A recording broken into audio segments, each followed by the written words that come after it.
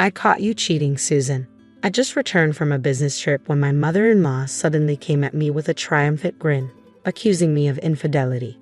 With no recollection whatsoever, I had no choice but to echo her words. She probably thought I was playing dumb, her voice growing stronger as she continued, closing in on a culprit. I had a hidden camera set up in the car. Lately, I've noticed some things left behind that don't belong to our family, men's belongings. Not just once, but several times. I've been suspecting that a man other than a family member has been riding in our car. That's why when you took the dash cam for repair, I was convinced you tried to cover up evidence under the guise of repair, didn't you? Then, she conveniently mentioned my recent business trip, alleging that I had been with an affair partner all this time, ensuring I wouldn't be caught on the dash cam. But unfortunately for me, she had her own camera set up. I'm sure everything has been captured on it, she said. There are 2 cars at my in-laws' house, and one of them was used by everyone living there, which included me. The car designated for everyone's use had an interior dash cam recording details of both road trips and inside the car. My mother-in-law, suspecting my infidelity, had it set up to gather evidence. When I sent it for repairs, she immediately assumed it was to conceal evidence. I was at a loss for words. Why did she suspect me to this extent and confidently assert that I was cheating? Most likely, it was because of my past job as a hostess at a lounge during my college days. My family wasn't wealthy, so I worked as a hostess to pay for my college tuition. My parents suggested I apply for student loans, but I declined. Working as a hostess provided flexible hours, mainly at night, allowing me to plan around my classes and other activities. Socializing with older men provided valuable learning experiences about economic structures and different industries, which proved useful in my current job. When I started dating my husband Mike, he knew about my past but didn't disclose it to his family, especially his conservative mother. However, during a visit to his parents before our marriage, his mother discovered my past job and erupted in outrage, demanding that Mike break up with me. Mike defended me, explaining that I only worked as a hostess serving drinks and having conversations, but his mother's reaction had already tainted her perception of me. I knew that, so why didn't you tell me? Mike sighed deeply. Because I knew this would happen. I was waiting for the right time to talk to you about it. How did you find out, anyway? With some hesitation, his mother replied in a faltering tone. Melissa started talking about how she wanted to work as a hostess to earn money. She apparently came across a top all-time popular hostesses article online and found Susan. Melissa is Mike's younger sister. She's into flashy things, has a tendency to change boyfriends frequently, and definitely fits the typical image of a hostess in general. So it's okay if your own daughter wants to become a hostess, but it's not okay for anyone else. As Mike spoke with a mixture of exasperation and disbelief, his mother's voice grew shrill. I never said it was okay for her. How rude. But you didn't scold her like this, did you? Wow, when you brought this woman here the first time, I thought she was a respectable young lady, and I was relieved. I didn't know she was a filthy woman. She deceived us. Susan is indeed very responsible. She worked as a hostess to pay for her tuition, not for mere leisure like Melissa. She didn't neglect her studies and quit right after she graduated. She even secured a position at a reputable company. Her performance at work was even better than mine. At these words, his mother clenched her lips in frustration while I was deeply moved. He stood up for me as I was being condemned, but I couldn't help but feel concerned about the deteriorating relationship between myself and the woman who could become my mother-in-law. Just as I was contemplating the challenges of marrying Mike despite my love for him, he surprised me with a proposal. But what about your mother? She would absolutely be against us getting married. Don't worry about her. My dad used to take his clients to lounges with hostess services for business, so he understands. He actually helped me convince my mom. Really? Absolutely. While I was skeptical, Mike was full of confidence. Despite my lingering anxiety, I chose to trust him and nodded in agreement.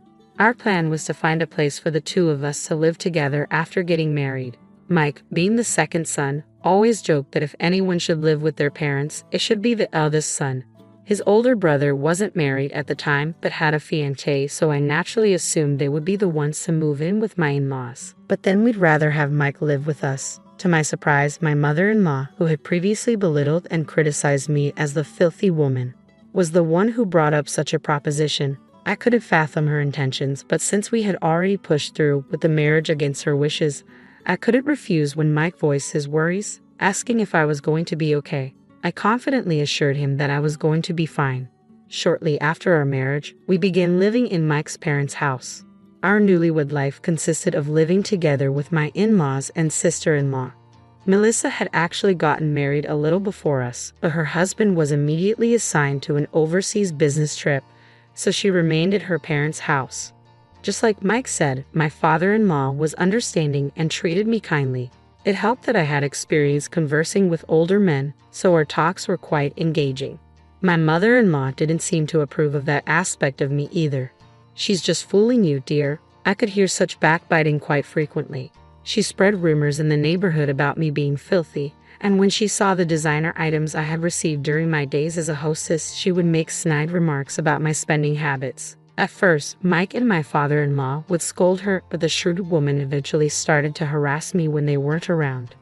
"Hey, since you're so extravagant with your spending, you shouldn't be keeping money around. Just leave it all to me, and I'll manage it for you." She had the audacity to come to my room and say that, leaving me dumbfounded. I'm not wasting money.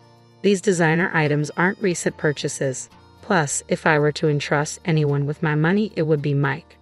"You're just deceiving Mike. Even if you gave it to him, you just pester him for money and end up spending it all. I should be the one to hold on to it.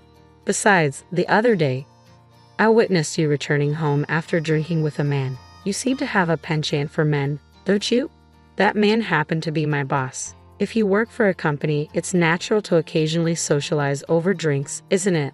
Always making excuses, she demanded, "Just hand over your money to me." I was at a loss for words.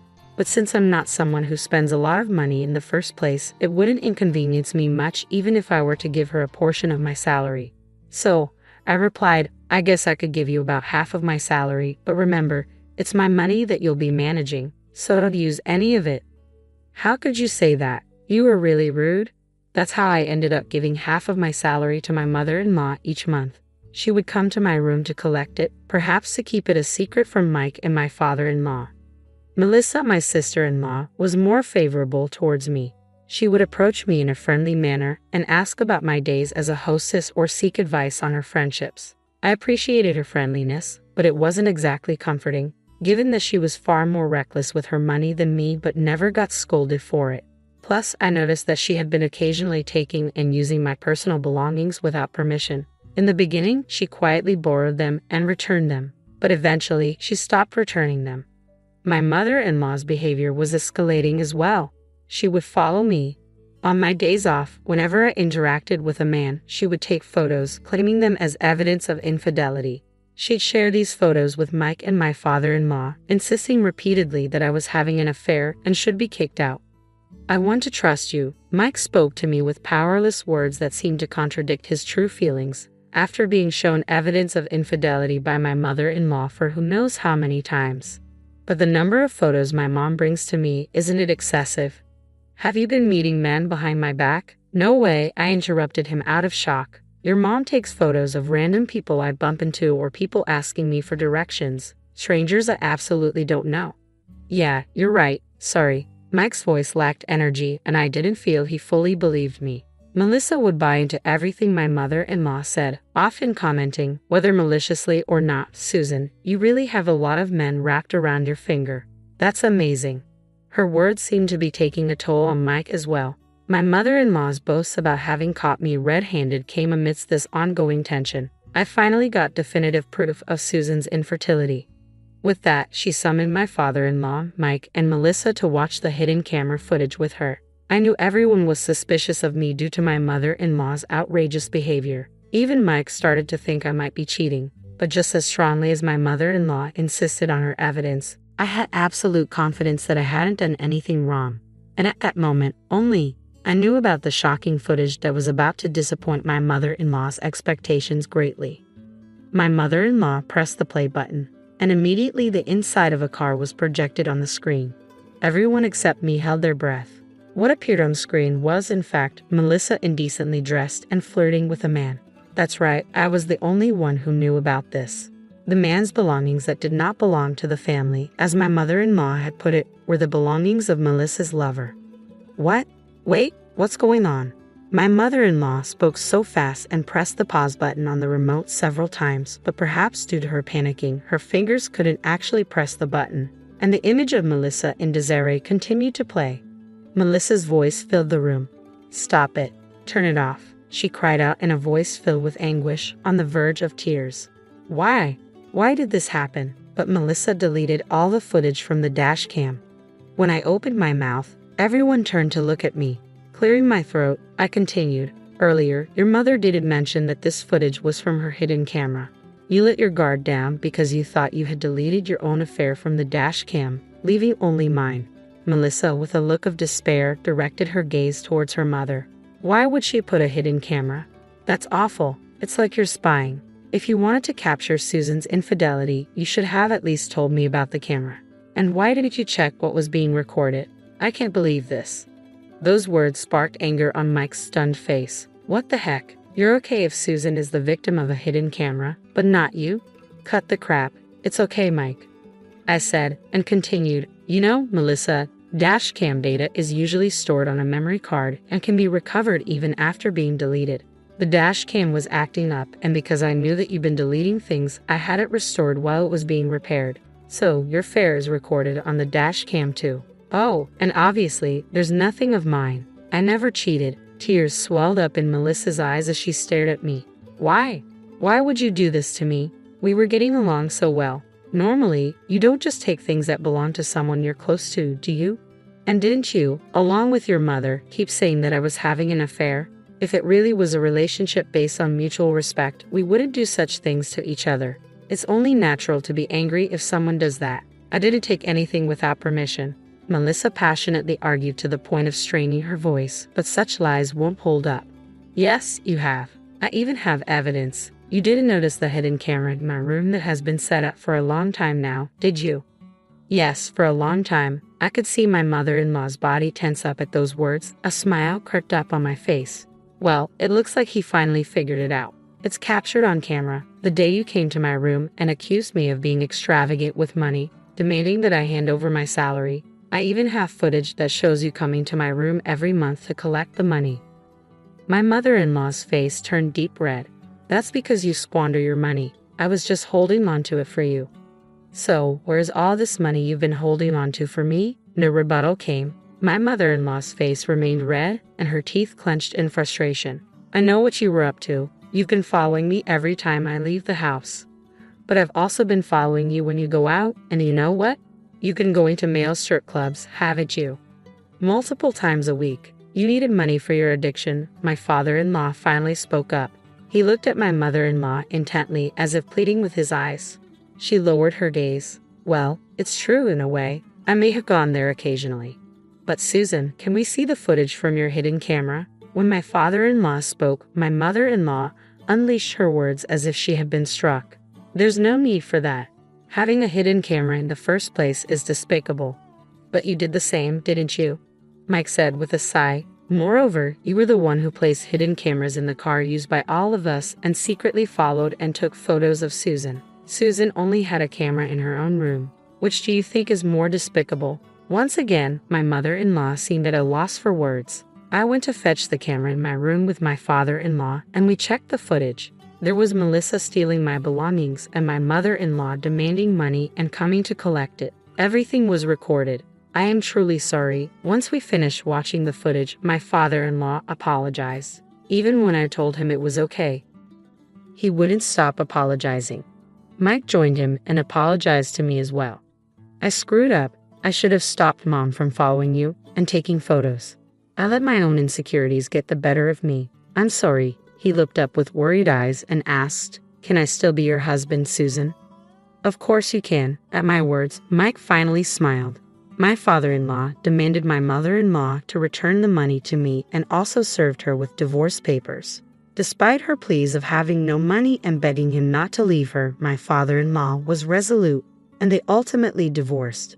She's now working full-time in order to repay me and cover her living expenses. I'm sure she doesn't have any spare time to visit strip clubs anymore. Melissa was kicked out of the house, and her husband, who is still on his business trip abroad, left her as well. It didn't seem like she was particularly bothered by the divorce, perhaps because she had always been averse to being tied down by one man. On the other hand, what seemed to hit her hard was having to repay me for the numerous designer items she stole from me. She finally started working as a hostess, but not being particularly bright or street smart, she doesn't seem to be doing well. There's even talk of her turning into a sex worker to make ends meet. While I can't say for certain, it seems she's desperate to make money.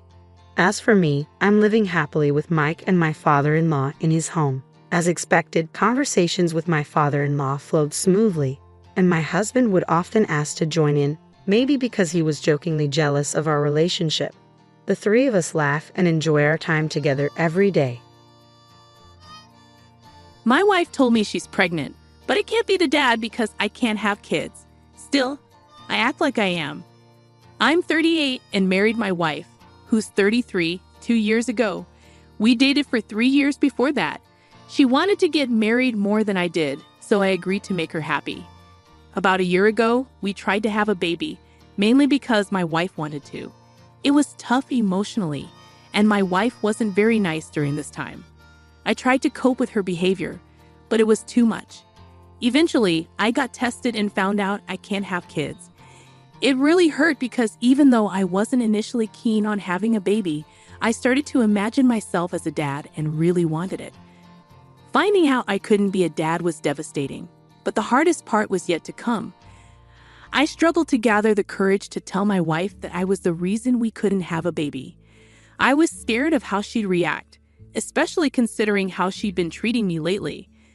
I couldn't bear the thought of her disappointment when she realized we might never have children together. So I waited a few days after getting my test results before telling her.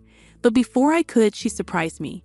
Just 4 days after learning I was sterile, she sat me down and said she had important news. I was terrified, thinking she somehow knew about my condition. But no, her news was different. She was pregnant.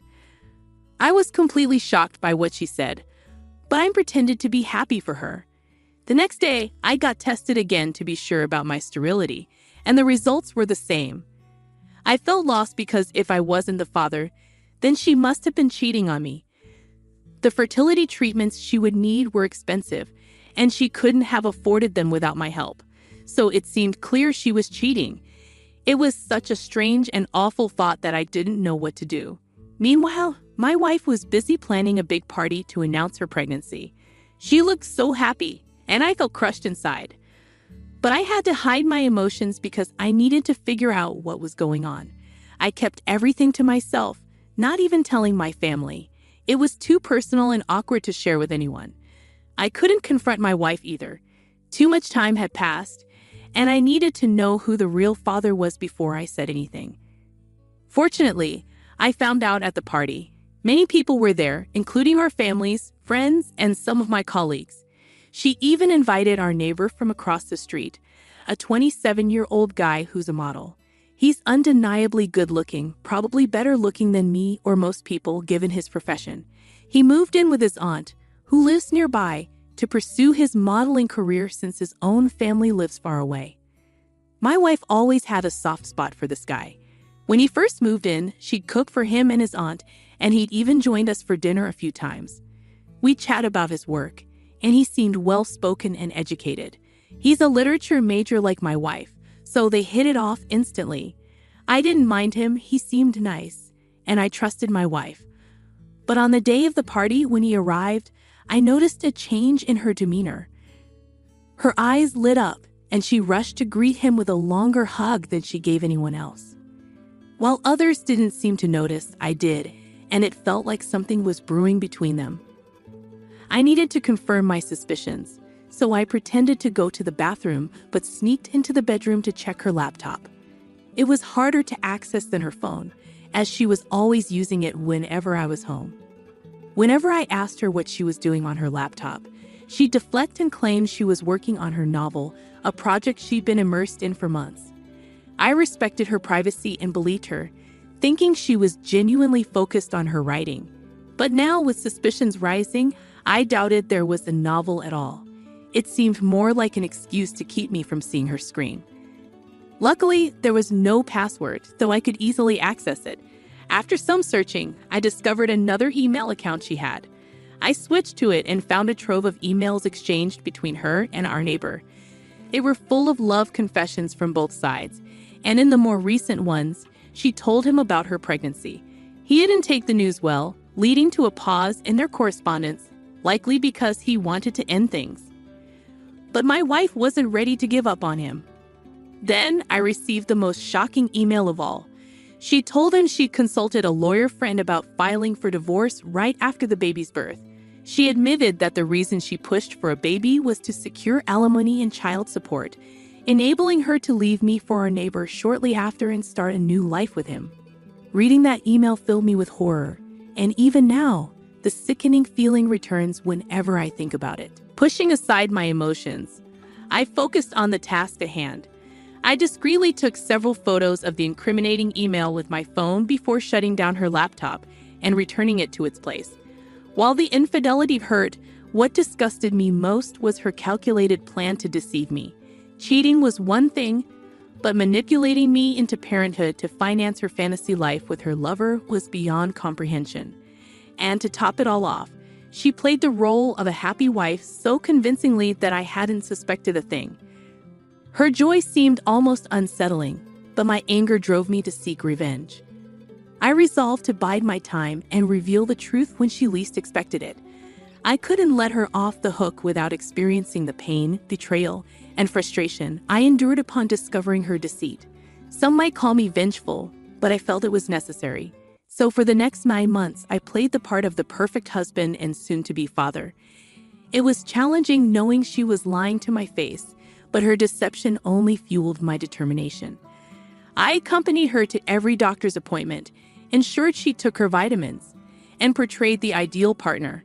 Then finally, a few days ago, my wife went into labor. Adding insult to injury, she was such a skilled actress that I hadn't suspected a thing. Her facade of happiness was almost eerie, but my anger drove me to seek retribution. I resolved to play along and then deliver the crushing blow when she least expected it. There was no way I would let her escape the consequences without experiencing the pain, betrayal, and frustration I felt upon discovering her deception. Some might label me as unstable, but I felt justified in my actions. For the next 9 months, I meticulously portrayed the role of the perfect husband and expectant father. It was difficult knowing she was deceiving me, but her falsehoods only fueled my determination. I attended every doctor's appointment, ensured she took her vitamins punctually, and endeavored to be the ideal spouse. Then, finally, just a few days ago, my wife went into labor. My heart raced as I left the hospital, feeling like I might need a hospital bed myself. I quickly dialed our neighbor to let him know my wife was in labor, not bothering to wait for his response before hanging up. Jumping into my car, I waited anxiously for my wife's family to arrive. As soon as I spotted her dad's car pulling into the driveway, I wasted no time in getting out of there. I turned off my phone and drove until I reached a motel on the outskirts of town. I'd already packed my bags weeks ago and stashed them in the trunk, ensuring I had everything I needed and wouldn't be caught off guard. The rest of the day was spent trying to distract myself with TV and beer, anything to escape the turmoil. Eventually, I drifted off to sleep, feeling a sense of relief that the charade was finally over. The next morning, I woke up and reluctantly turned on my phone. Predictably, there were countless messages from my wife and our neighbor, all of which I ignored. However, I did glance at texts from my parents and brother. It seemed my wife had reached out to them when she couldn't reach me. Feeling a sense of obligation, I called my parents to reassure them and promised to explain everything once I returned home. I even asked them to bring my brother along, as they deserved to understand the situation fully. I drove over to my parents' place, finding my brother already there along with our confused and somewhat irritated parents. Understandably, they were upset because I had missed the birth of my own child, which also meant they missed becoming grandparents in the moment. Sitting them down, I laid out the entire story, explaining my actions and reasoning behind them. By the time I finished, they were left speechless. I braced myself for a barrage of questions and accusations, but surprisingly, there were none. My dad simply expressed a hope that things wouldn't escalate further, and if the others had anything to say, they kept quiet. It seemed things were calm on that front. This happened a few days ago, and although my family hasn't said much, my wife has been relentless in blaming me for ruining her first-time mother experience. She's been calling and texting nonstop since I left, but I've chosen not to respond. Even my neighbor had the nerve to text me a few hours ago, pleading for us to put our differences aside for my wife's sake and attempt to reconcile. It's unbelievable how they're trying to downplay the seriousness of the situation. He even mentioned that my wife had supposedly rekindled her feelings for me during her pregnancy, which supposedly surprised both of them. But I saw right through that deception. If she was falling for me again, why was he still in the picture? They must think I'm incredibly naive. My wife may be upset, but I'm not about to be manipulated into giving our marriage another chance. She's mostly angry because she believes I knew everything from the start, but chose to stay with her and pretend everything was fine. She accuses me of deceiving her by remaining with her throughout her pregnancy, despite knowing the baby wasn't mine and that she'd been cheating with our neighbor. Update 1. It's been almost a week since the baby arrived, and I've been holed up in a hotel room. I haven't visited my wife, nor do I plan to. Despite my clear stance, she continues to bombard me with texts and calls. I haven't blocked her yet, but I've cut off communication with our neighbor, who's been trying to persuade me to reconcile with her. I'm convinced he's only doing it to secure a share of any divorce settlement or alimony, given their financial dependency. While I appreciated my wife being a homemaker, her infidelity is unforgivable. Contrary to accusations, I didn't push her to quit her job. It was her decision, and I supported it. I'm confident my lawyer can exempt me from alimony once her infidelity is proven, which should be straightforward. As for our neighbor, he's still struggling professionally, so supporting my wife, a baby, and himself will be challenging. Frankly, I'm relieved to be out of this mess and won't give them anything, not even my attention. I hope my wife sees reason and doesn't contest the divorce, but I'm prepared if she does. I've safeguarded evidence of her deceit, ensuring I'm protected legally. Even as she deletes her email account, I have copies of incriminating exchanges.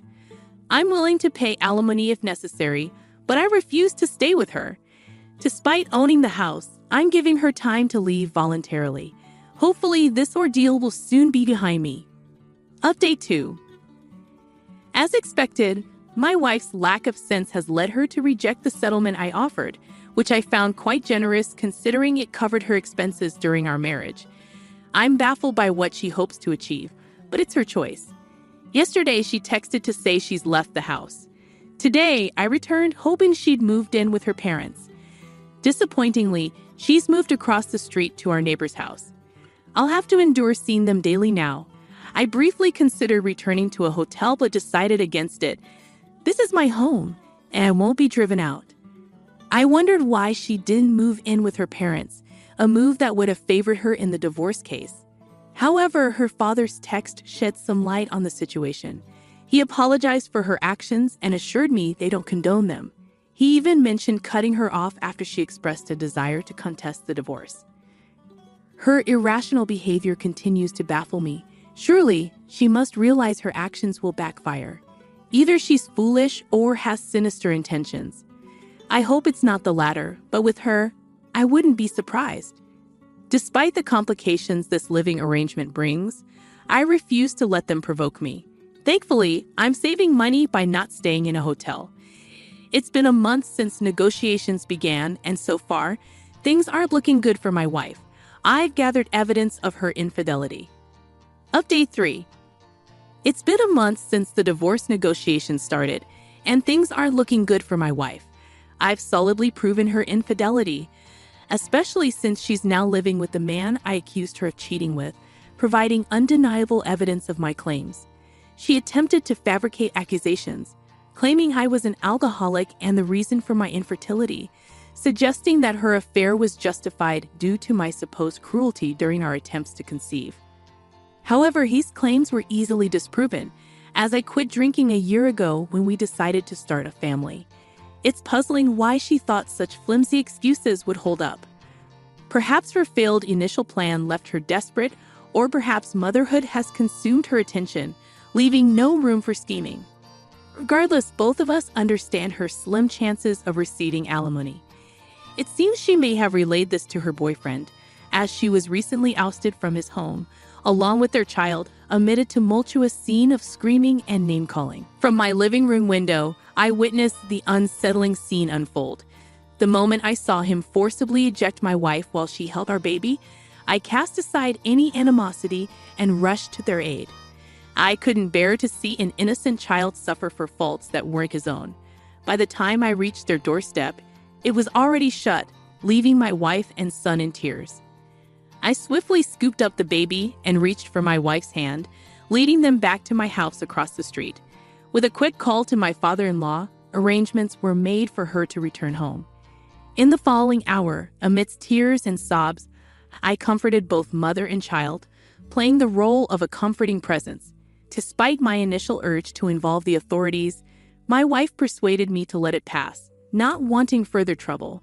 She expressed profound remorse for her actions, citing her desperation to be with her lover as the cause for her lapse in judgment. She assured me of her readiness to accept the consequences and forego any further negotiations to expedite the divorce proceedings. While I hope she finds the strength to pursue justice and heal from this ordeal, I take solace in knowing I acted with decency and harbor no regrets. Becca, you're still as inconsiderate and useless as ever. This trick was something my son and I were excited about. You, who had no part in planning it, can leave now. My mother-in-law starts criticizing me as soon as my husband steps away from the table. We were on a trip abroad that my husband wanted me to organize. Well, that she's going to be like that, I might as well go home.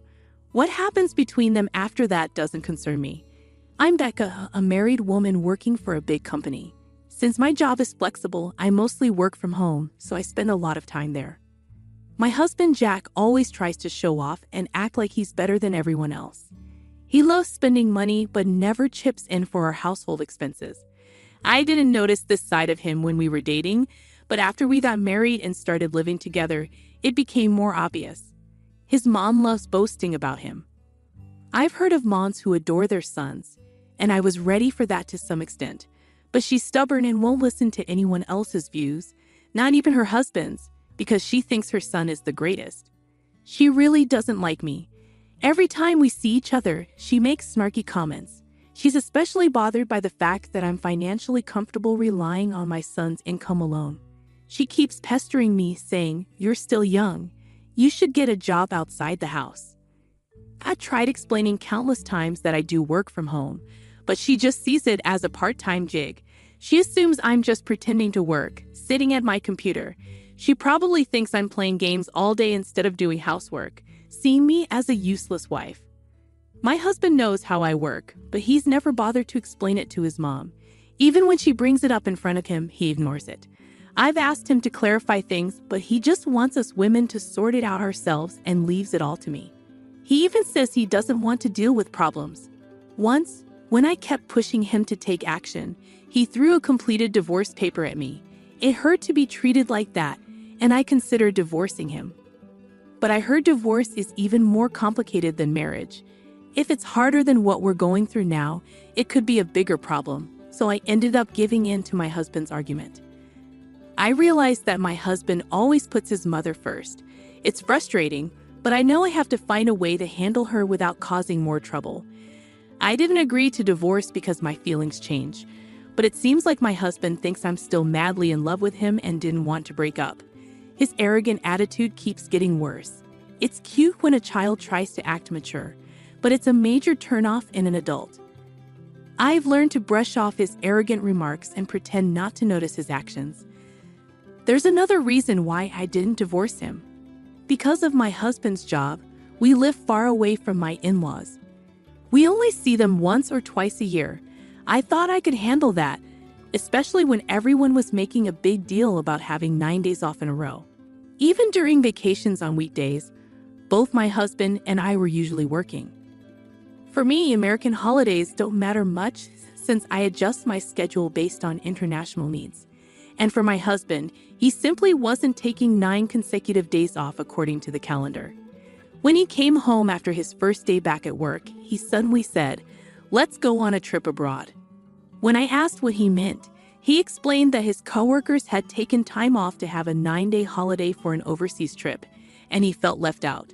He was quite proud of his idea, but it just left me baffled by his childishness. But since I haven't traveled this year, I suggested we take a trip within the country. My husband has never traveled overseas, so if we were to go abroad, he'd need to get a passport. It wouldn't be an issue with you. You're fluent in several languages. I studied abroad and traveled a lot before marriage. Besides English, I can speak Spanish and a bit of Chinese if needed. When my mom back home got into Korean dramas, I learned Korean with her, but I haven't had much chance to use it, so I'm not very confident. Sure, I might be better at languages than my husband, but getting passports isn't as easy as he thinks. I tried to convince him to travel abroad in the summer or winter, but he wouldn't budge. Instead, despite having no experience, he chose the destination, took time off without permission, and expected me to handle the logistics. It's not a guided tour. Why should I deal with strangers? He even argued that English is universal, and we wouldn't have any problems just the two of us. I thought maybe it would be okay, but before I knew it, he said, "Yeah, I'll make sure to bring Mom along. You'll handle that too, won't you? Taking care of 2 inexperienced travelers is too much for me alone. You should show some respect for your elders once in a while. You might even earn some brownie points by doing so, my dear devoted wife. It's for your own benefit, Becca. You should appreciate it," he said, making it sound like he was doing me a favor. Arguing against it seemed pointless, so I quietly made the reservations as my husband instructed, and I came up with a plan to handle everything from applying for my mother-in-law and husband's passports to booking flights and hotels. It was a lot of work, but to execute my plan, I patiently fulfilled all of my husband's wishes and crafted a flawless itinerary. On the day we flew overseas, my mother-in-law, who didn't know about my problems, happily said, just as I expected from my son, "We must be flying in fancy seats, right?" I bet my husband boasted, saying he arranged everything and planned the trip. But the truth is, I did all the work, and he did nothing. They left all the paperwork and planning to me. Even though they hardly knew anything about airports, they wandered around on their own while I dealt with everything. They were clueless even when it was time to board, and I struggled to find them. The airport staff even asked, "Should we announce your boarding gate?" Becca didn't tell us. It was chaotic, but they didn't seem sorry. They complained that I was planning to have fun alone during the flight. They behaved quietly, but it was frustrating and embarrassing every time they called a flight attendant. After a few hours, we reached the country we were visiting. I thought I could finally relax at the hotel after going through immigration. But suddenly, my husband looked sick and said he needed the bathroom. He handed me his bag and hurried off. I don't get why he got sick when we ate the same food. He had been smiling and talking to the flight attendant he liked. Maybe it's karma catching up with him. Then my mother-in-law started complaining, saying, "Becca, you're such a thoughtless daughter-in-law. How long are you staying here? My son planned this trip for me, just the two of us. You're just here for a free ride. You don't even work. It's bold of you to think you can enjoy this trip without contributing. Go home." I replied, "Are you sure? I can't enjoy myself with you around." She said, "Okay then, I'll leave." So I gave my husband's suitcase back to my mother-in-law and kept only my small bag. I didn't look at her and walked away. She looked surprised, which was funny because she had just told me to leave. I tried hard not to laugh. My husband kept running to the bathroom, so we didn't see each other. Luckily, I got a ticket back to America. I had planned to go home alone if I got the chance. I wouldn't mind being a guide if we got along, but not with them. It's too stressful, and I wouldn't gain anything. I can't help but smile when I think about what they'll do without me. They only speak English, but they can use translation apps on their phones. But I can't imagine my husband, who likes to brag, doing that. After safely making a few side trips, I went straight to the fancy hotel where my parents were waiting. My husband Jack wanted me to show respect to my parents, so I treated them to a luxury trip in upstate New York. They were supposed to travel there leisurely, enjoying the sights and meals along the way. I managed to meet up with them earlier than planned, which surprised them. When I quickly explained what happened, they were shocked. They couldn't believe I agreed to Jack's request. My phone was buzzing with calls and messages from Jack, but I ignored them. I turned off my phone and enjoyed my time with my parents. After our celebration, I got a call from the embassy when I got home. Here's what happened. Jack came back from the bathroom and couldn't find me, so he got really angry. He tried calling me but couldn't reach me, so he went to the hotel alone. But he didn't know where to go and got really confused. Someone who didn't speak English well offered to help and said they'd take him to the hotel, but instead, they robbed him and my mother-in-law. They took all their money, passports, and valuable things. When the police found Jack looking lost on the street, they took him to the embassy for help. That's how he managed to contact me. The embassy asked me to come and get him. He couldn't get any money because his wallet with his bank cards was stolen. But I wondered why I, a stranger, had to help him. I told him I was already divorced from him. The truth is, I kept the divorce papers he threw at me a while ago. At the time, I decided not to go through with the divorce because it seemed like too much trouble. But now I had had enough. I filled out the divorce papers as soon as I got back to the States. Surprisingly, the divorce went through smoothly. I already had a new place ready, and I signed the lease while planning my trip. I didn't want to use the furniture I shared with him. It made me uncomfortable. I planned to buy all new furniture for my new place, so I packed for both my trip and the move. I only need to bring my work tools and favorite clothes to the new place. I can easily have everything else delivered by a courier at a later time. The embassy staff didn't ask me anything else, and our talk was over. Later, it seems my ex-mother-in-law convinced my ex-father-in-law to help, so my ex-husband Jack and ex-mother-in-law could come back to the States. But then Jack, who was really angry, contacted me. "You left me and divorced me without even telling me, abandoned me." "No, I just followed your mom's orders to leave. If you're upset, talk to her. And don't forget about the business class flight I arranged for your return. It was my goodbye gift." I also reminded him that he was the one who first mentioned divorce. "I only filled out the divorce papers you had ready, doing what you wanted. Do you think making excuses like that will work? How much more do you want to embarrass me?" Embarrassed? How? If you want to feel embarrassed, I have an even better story. Want to hear it? What is it? Did you know you're a regular at a strip club? You're spending a lot of money on a favorite dancer there instead of helping with household expenses. But when her demands got too much, you ended up in debt, right? I found a debt collection letter for Jack at our house and had an investigation agency look into it. Despite Jack being a big spender, his obsession seemed to push the dancer away. She hoped he'd stop coming if she kept asking for more money and gifts. I wonder how Jack felt when he heard that. It's quite embarrassing, isn't it? If you cause any more trouble or contact me again, I'll tell your company about it. Understand? Being disliked by the dancer he likes so much would be a huge blow to Jack's ego. If this got out, it would be very embarrassing for him. Jack, who had been aggressive until then, just said, "Okay," in a weak voice and hung up. A few days later, my ex-father-in-law reached out to me. He said he had also divorced my ex-mother-in-law. I thought it was unnecessary since we were no longer family, but he wanted to share what he had found out about her true nature. He had become suspicious of her spending and discovered that she had used up his retirement savings on beauty treatments and cosmetic procedures. I had no idea about this since I'm not familiar with those things. When he asked for a woman's perspective, I couldn't help much because I hadn't noticed anything either.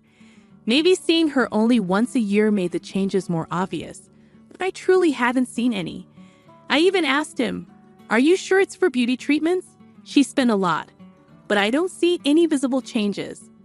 Perhaps there were small changes that only my ex-mother-in-law could notice. It seemed like a waste of money to me. Naturally, my ex-mother-in-law, who was left with nothing, turned to her son Jack for help. But Jack, who used to be the family support, is drowning in debt.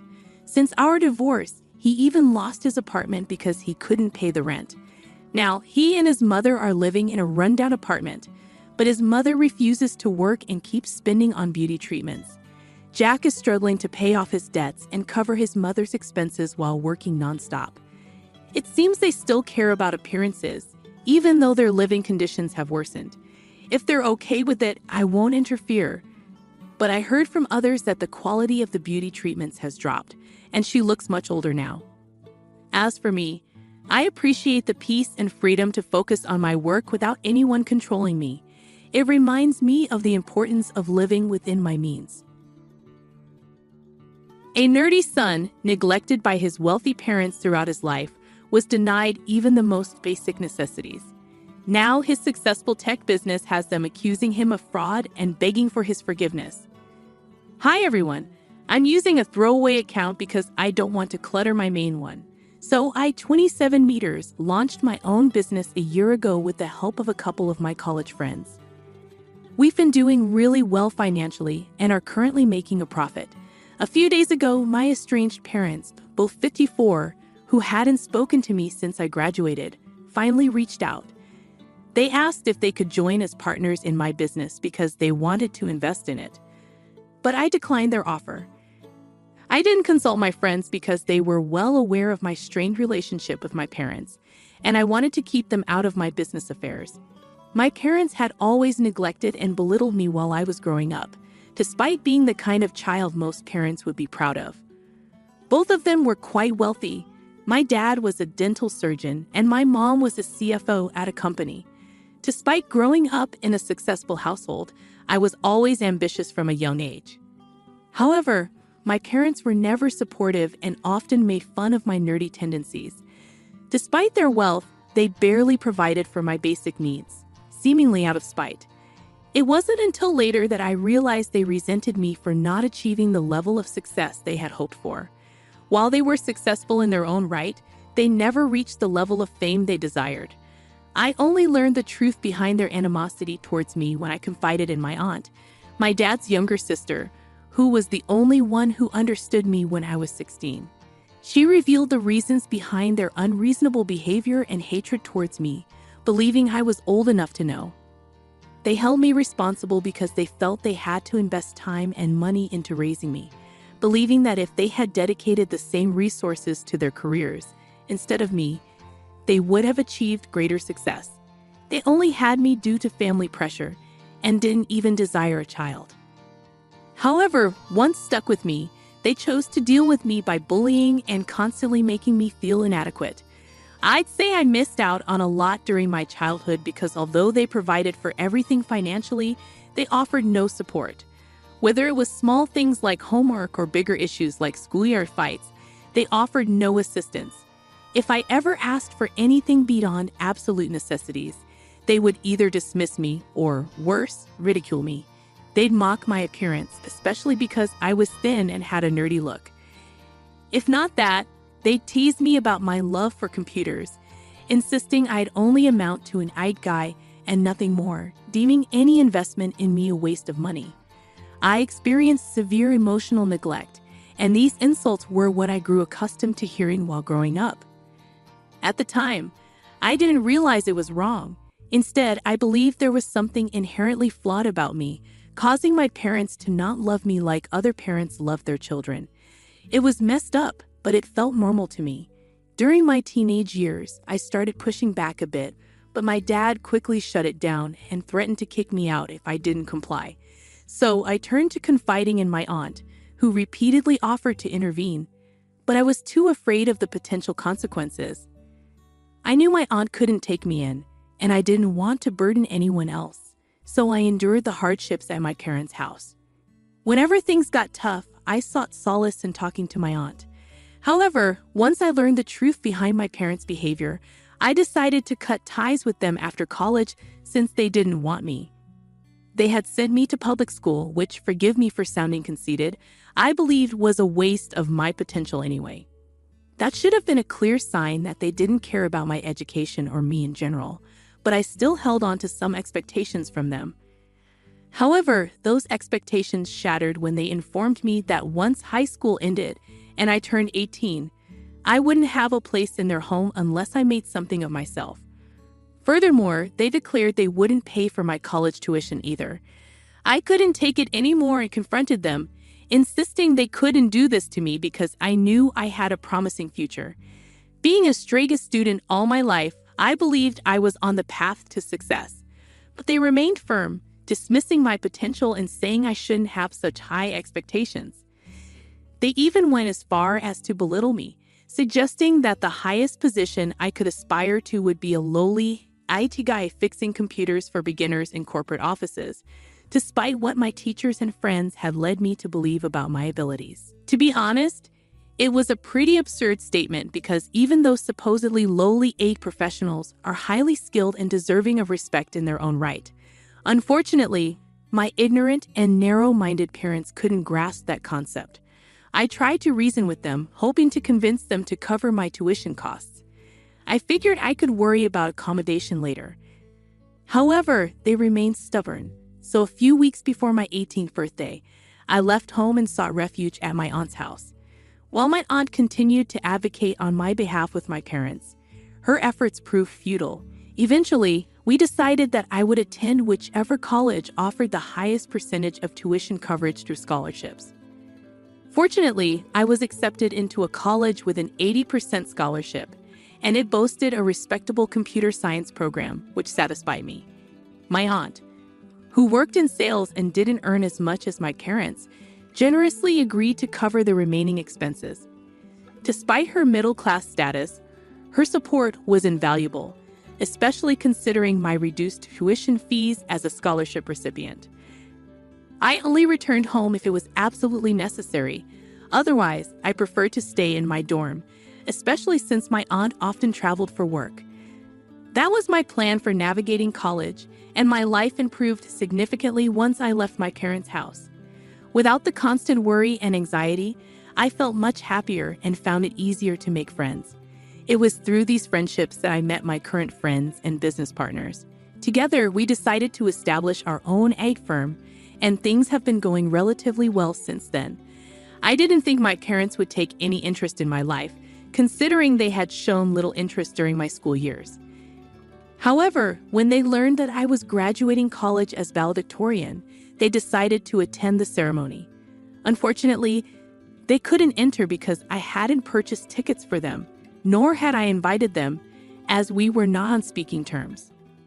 After the ceremony ended, I was taken aback to find my parents standing with my aunt, who seemed just as irritated as I was, likely having dealt with them after the graduation. Although I had plans to go out drinking with my friends, I ended up spending the next 2 hours in my parents' hotel room, engaged in heated arguments and disputes. They were upset about not being invited to the graduation, whereas my aunt had been, and they demanded an explanation. It struck me as ironic because, well, they hadn't let me live with them, kicked me out at 18, refused to pay for my tuition despite being able to afford it, and subjected me to emotional mistreatment throughout my childhood and into adulthood.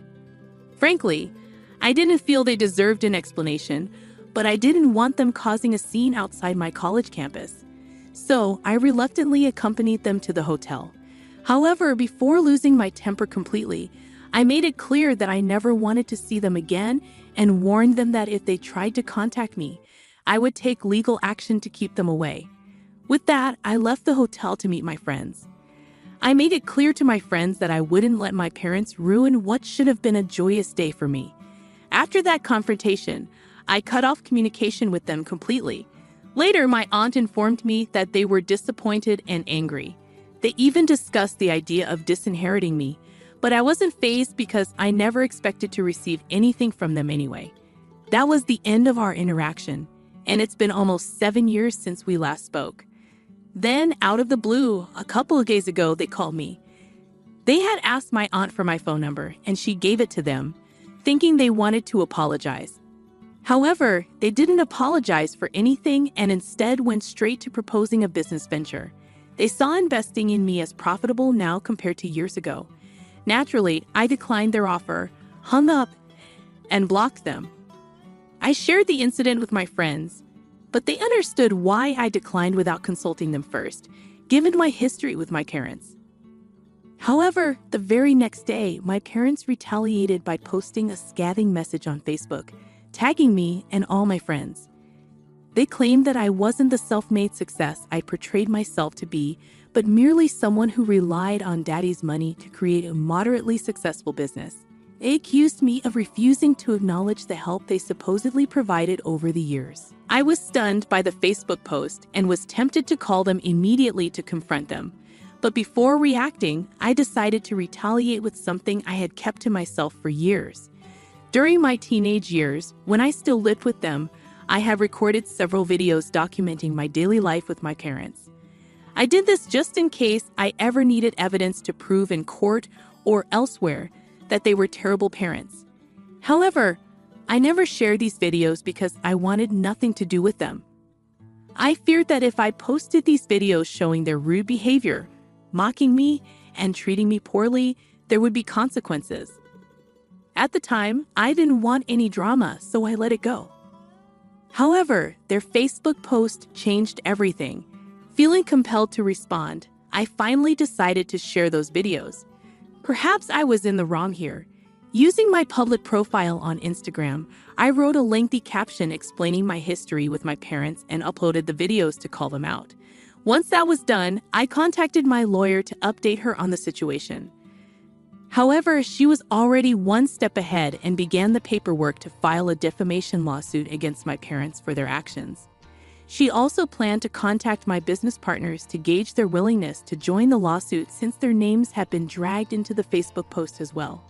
Several comments had already appeared on their post from some of my relatives and friends of my parents, applauding the exposure and vowing never to work with us again, providing us with solid grounds for legal action.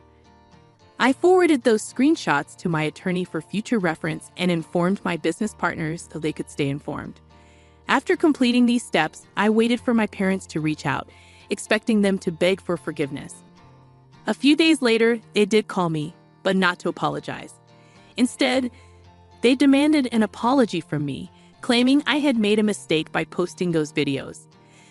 They argued that while they had posted their rant about me on their personal Facebook accounts, limiting the audience, I had shared it on my public profile, potentially reaching a larger audience due to my significant number of followers. They insisted I take down the post immediately because people were already sending them hateful messages, and some were even threatening them. They warned that this could ruin their careers, as the videos portrayed them poorly, and if their employers saw the posts, they would face serious consequences. Feeling defensive, I asserted that they deserved what was happening and promptly ended the call. However, I archived their posts and switched off my phone for a while. When I eventually checked my email after a couple of hours, I found a message from my parents. They expressed regret for past events but condemned my retaliation, highlighting that sharing personal videos without their consent could lead to legal repercussions for me. They hinted at being served with a defamation suit and demanded I retract my actions, warning of the potential consequences if I didn't comply. I discussed the situation with my business partners, who unanimously agreed that we should proceed with the lawsuit. They believed we had acted ethically and refused to back down, unlike those who had resorted to lies and distortion to discredit me. Despite their support, I couldn't shake the guilt, especially after receiving an apology via email. I knew the lawsuit would bring negative consequences for all involved, adding to my uncertainty. I'm torn about what to do next. Despite their apology, am I wrong to pursue legal action against my parents for defamation? Update 1. Hi everyone, I've made the decision to move forward with the lawsuit, and there are a few reasons behind it. Firstly, this wasn't a decision made solely by me. My friends are also involved. Although their post didn't garner as much attention as mine did initially, it still had the potential to harm my business. Their intention was to tarnish my reputation and that of my firm, so I believe pursuing defamation is justified. Moreover, their apology doesn't hold much weight, as it seemed more about protecting their own careers rather than genuine remorse. Reflecting on my past, I realize I've often avoided confronting my parents due to fear, even into my late 20s. It took comments from some of you to make me realize just how many opportunities I've had to speak out, but didn't due to that fear. However, I now understand that I hold the power, and they can't intimidate me anymore. Despite their apology, which felt insincere, I'm determined to proceed with the lawsuit. I've been accommodating for too long, especially to people who don't deserve it. The treatment I endured from my parents was cruel, and no child should experience that. Now that I have the chance to seek justice, I won't hesitate to take it. I've taken the high road for too long, but there's no reason to continue when they persist in targeting me just to satisfy their ego. It's unacceptable, and I refuse to tolerate it any longer. Update 2. Today, my aunt reached out to inquire about my decision regarding the situation with my parents. I informed her that we were proceeding with the lawsuit, which seemed to satisfy her. She expressed pride in my decision and offered an apology for not doing more when I was younger. I reassured her, acknowledging the challenges she faced at the time and appreciating the support she did provide when it truly mattered. Despite my family's admiration for my parents, I recognized that revealing their true nature would likely not be believed, and my aunt's intervention might have led to undesirable outcomes. While she's not flawless, her efforts on my behalf mean the world to me. As for my parents, I haven't communicated with them since their email, and it seems they're waiting for me to withdraw the lawsuit. However, it's been 4 days, and we've decided to pursue mediation first before considering court proceedings. Our goal is to reach an out-of-court settlement, given my parents' financial resources and culpability in this matter. Despite their attempts to paint me as the villain and jeopardize my business, I've remained steadfast in my resolve. Their desperate attempts to equate our actions only serve to highlight their deceit, whereas I merely sought to reveal the truth. Once mediation is concluded, I'm tempted to re-release the videos, as their true selves deserve to be exposed to the world. Update 3. Today, the court finalized the mediator for our negotiations, and we were promptly informed. Shortly after my parents called me, I had temporarily unblocked them for this conversation to inquire about when I planned to withdraw the lawsuit, as they felt things were spiraling out of control. I made it clear that withdrawal wasn't an option, which sent them into a frenzy. The call descended into chaos, with their angry voices barely coherent amid the shouting. Eventually, I ended the call to escape the tumult. However, they immediately called back, and this time it was my father who took the lead. He accused me of provoking him and insisted that my actions wouldn't intimidate him. I stood my ground and delivered my own barrage of truths, expressing all the pent-up frustration and resentment I had harbored for so long. While the exchange was harsh, it was cathartic, and I feel a sense of relief after finally vocalizing my feelings to them. After ending the call, I refused to entertain further arguments and promptly hung up. However, they persisted in their attempts to sway me. They contacted my aunt, fabricating a narrative that I was suing them for baseless reasons, which couldn't have been further from the truth. Their manipulation tactics have lost their effectiveness over time, especially with my aunt, who wasn't easily swayed. Unmoved by their pleas, she echoed my stance, offering sympathy but making it clear that their behavior was unacceptable. Threatening to involve the authorities if they continued to harass her, she effectively shut down their attempts. Following this exchange, there was a temporary respite from their barrage until the evening. It seems my parents had resorted to a desperate strategy, contacting every family member to garner support. Consequently, I received a flood of identical messages from various relatives, all echoing my parents' false narrative.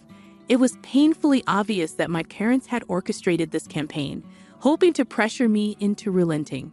Their concerted efforts to salvage the situation only served to highlight their desperation now that they realized the gravity of their predicament. Update 4. The proceedings have commenced, and we're currently on a lunch break.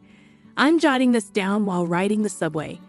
Despite my parents' aggressive demeanor, it's evident that they're on the losing end. If they want to avoid court, they'll need to acquiesce to our terms. I'm fortunate to have such supportive friends and business partners who stood by me throughout this ordeal. Their unwavering support means the world to me. Just moments ago, one of my friends offered a listening ear, recognizing the emotional toll this situation has taken on me. Despite the challenges posed by my parents, I'm grateful for the blessings in my life, including loving friends and an